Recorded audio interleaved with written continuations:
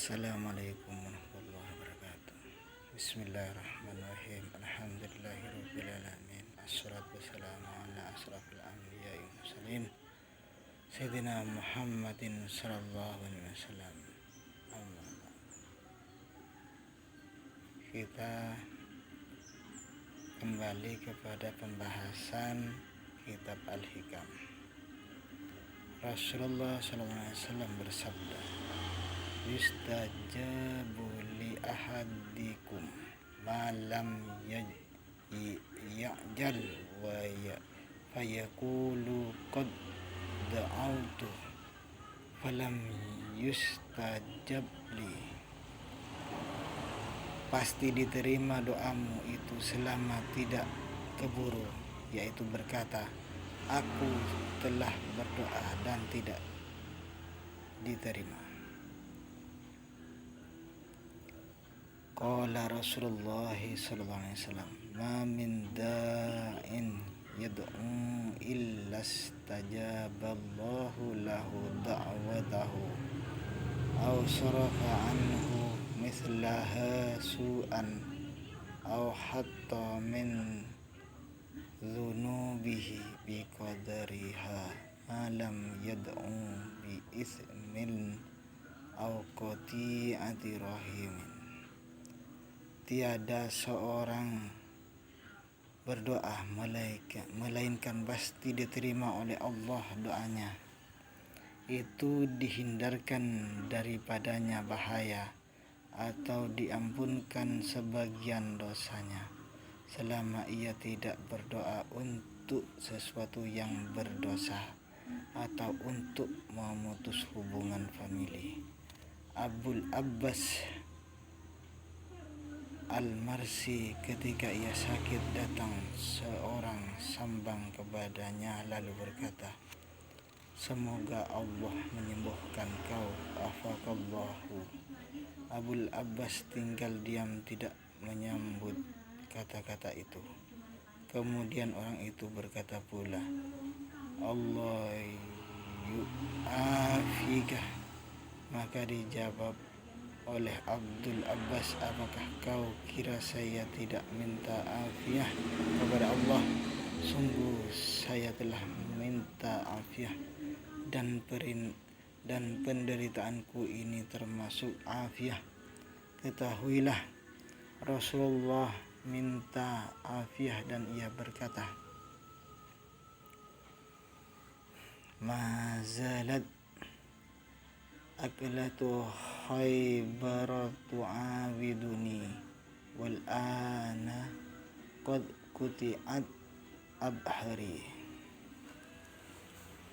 Selalu bekas makanan Khaybar itu terasa olehku dan kini masa putusnya urat jantungku. Abu Bakar As-Siddiq minta afiah dan mati terkena racun. Umar bin Khattab minta afiah dan mati terbunuh. Utsman bin Affan juga minta afiah dan juga mati ditertikam. Ali bin Abi Thalib minta afiah juga mati terbunuh.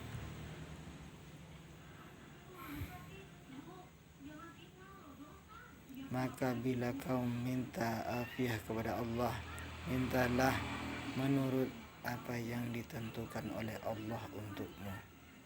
Maka sebaik-baik seorang hamba ialah yang menyerah menurut kehendak Tuhannya dan mempercayai bahwa yang diberi Tuhan itulah yang terbaik.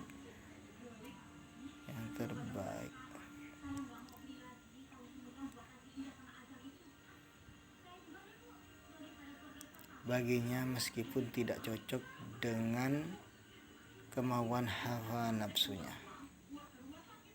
Dan syarat utama untuk diterimanya suatu doa ialah keadaan terpaksa. Firman Allah, amman yujibul mutarra idza da'ahu.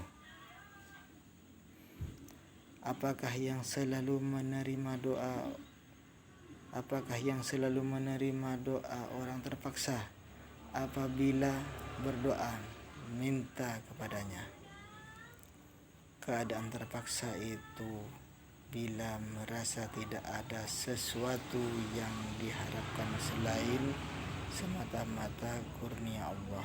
Tidak ada sesuatu yang dapat dijadikan perantara, baik dari luar yang berupa benda atau dari dalam dirinya sendiri.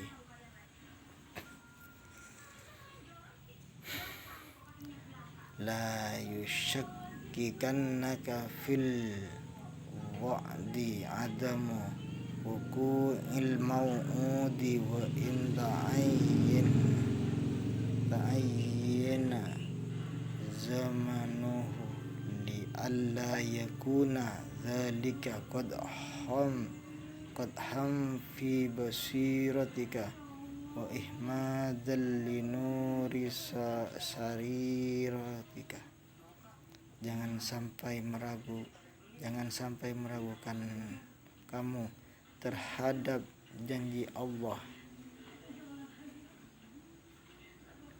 karena tidak terlaksananya apa yang telah dijanjikan itu, meskipun telah tertentu tiba masanya, supaya tidak menyalahi pandangan mata hatimu atau memadamkan nur cahaya hatimu, sirmu.